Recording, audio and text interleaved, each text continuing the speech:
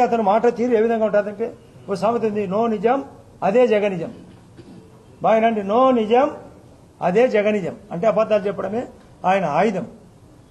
పదవులకు డబ్బుకు మరిగి మామూలుగా ఊర్లో బయట కుక్క తిరుగుతుంటుంది, అది ఆన్నే తిరుగుతుంటుంది, బలంగా ఉంటుంది. ఇంటి కుక్క ఏమో విశ్వాసంగా ఉంటుంది. ఇది కుక్క వాటం తినడానికే వచ్చినాడు, ఈ రాష్ట్రాన్ని నాశనం చేసేదానికి వచ్చినాడు. ఒకసారి ఇచ్చారు కదా, అయిపోయింది కదా, సాలించుకో రాజకీయం. రైతులు బాగుపడాలా. అరటికి రకరకాలుగా ఉత్సాహంగా ఇన్సూరెన్స్తో పాటు ఇన్పుట్ సబ్సిడీ అక్కడ పోయి అధికారులు చెప్పడం కాదు, మేము చెప్తున్నాం.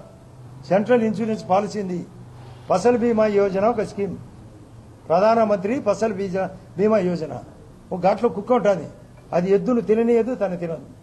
అంటే తను కట్టడు, తను ఎవరిని కట్టనీయడు. అంతా నాశనమైంది. ఇటువంటి వ్యవస్థ పోవడం లేదో మీరు ఆలోచించాలి. అసలు ఇన్సూరెన్సు బనానాకు ఉంది అనే విషయం అతనికి తెలియదు. ఈరోజు అధికారులు స్పష్టంగా చూపించారు, అయ్యా స్వామి ఇన్సూరెన్స్ ఉంది, నీకు దరిద్రం ఏమి తెలియదు, నీకు అవగాహన లోపం ఉంది, అధికారం కావాలా, బటన్ నొక్కి అని బటర్ తినేది చెప్పడు. అందరికీ బటర్ మిల్క్ పంచినాడు, అది నీళ్ల మధ్య కానీ చాలాసార్లు చెప్పిన. ఆ అవినాశుడు దరిద్రుని కేసులో ముద్దాయి, అది చెప్పడు. ఆ రోజు మా మీద లేనిపోని ఆపాదం.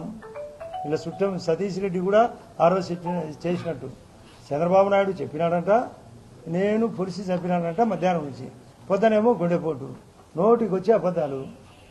అధికారం పోయింది, డబ్బు కలెక్షన్ పోయింది, అవినీతి అందరూ పారింది. అవినీతి ఏమి చేయలేక మొన్న మీరు గమనించిన జనవరి 13 నాడు వాళ్ళ ఇంట్లో ఒక డాక్టర్ చనిపోతే వచ్చినాడు, ఒక డిఎస్పీ గారిని మురళీ నాయకుని పిలిచినాడు. 2-3 నెలల్లో పడిపోతుంది అన్నాడు. ఇప్పుడు 2 నెలల 10 రోజులు అయింది. మళ్ళీ ఈరోజు ఏమంటున్నాడు, మీరు విన్నారా, ఏదో కన్ను మూసుకున్నట్టు సంవత్సరం అయిపోయిందంట. ఒక్క 2-3 నెలల్లో మళ్ళా పడుతుందంట. ఆ రోజు ఢిల్లీకి పోయినాడు, 18 రోజుల్లోనే రాష్ట్రపతి పాలన అంటాడు.